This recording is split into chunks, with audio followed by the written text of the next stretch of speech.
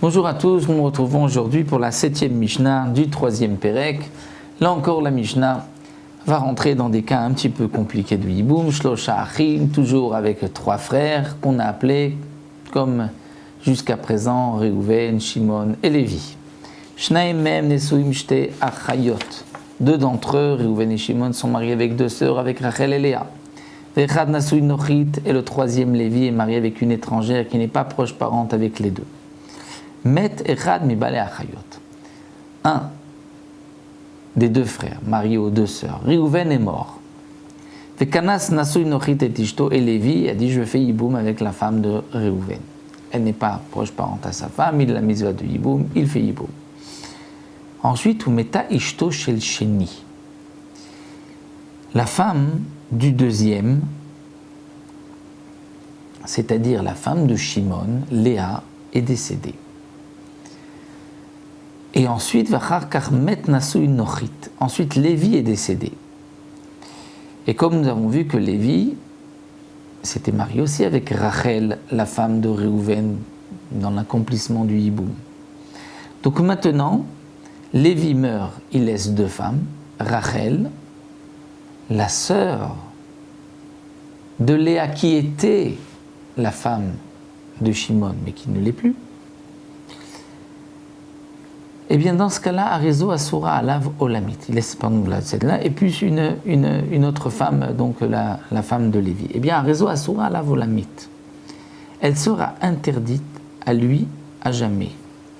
C'est-à-dire, Oil Venesra Alav Sha'achat, étant donné que lorsque le premier frère, Reuven, est décédé, Shimon ne pouvait pas se marier avec, ne pouvait pas accomplir la mitzvah du hiboum, ne pouvait pas se marier avec Rachel. Donc maintenant, même si ensuite sa femme à lui, à Shimon, est décédée, il ne pourra pas se marier maintenant avec Rachel, accomplir la mitzvah du hiboum. Et puisque elle lui est interdite, donc quel sera le din de la rivale, de la 2e femme de Lévi?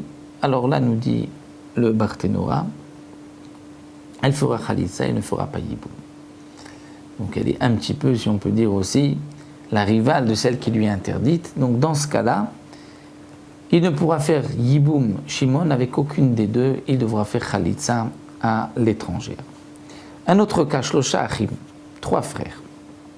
Shnaim mem nesuim shte achayot, dont 2 d'entre eux sont mariés à 2 sœurs, donc toujours Reuven, Shimon, Lévi.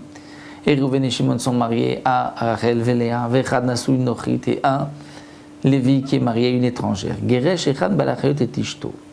Un des 2 frères mariés aux 2 sœurs a divorcé sa femme. Reuven a divorcé de Rachel.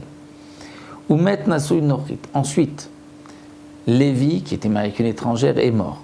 Ukansa Megaresh, et Reuven, qui avait divorcé de Rachel, s'est marié, a fait Yiboum avec la femme de Lévi. Vamet, et ensuite Reuven décède. Quel est le din maintenant de la femme de Reuven, qui était auparavant la femme de Lévi? Eh bien là, il n'y a pas d'interdiction pour Shimon d'accomplir la mitzvah du Yiboum, parce qu'elle n'a pas été la rivale de la femme, de la sœur de sa femme. Elle n'était pas la rivale de Rachel, puisque Rachel a divorcé avant que Reuven accomplisse la mitzvah de Yiboum.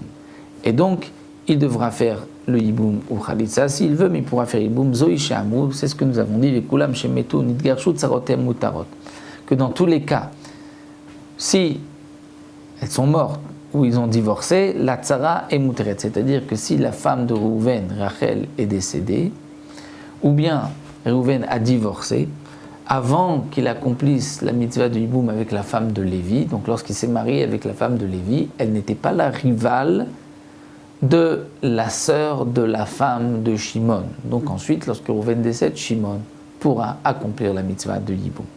Donc là aussi, c'est vrai que ce sont des cas un peu compliqués, mais il y a une logique qui suit, et comme nous l'avons vu, donc dans tous les cas, en fonction des données que nous avons vues jusque-là, nous pouvons trancher. On se retrouvera, Bezrat Hashem, pour une Mishnah un peu plus compliquée, la 8e Mishnah, Bezrat Hashem, la prochaine fois.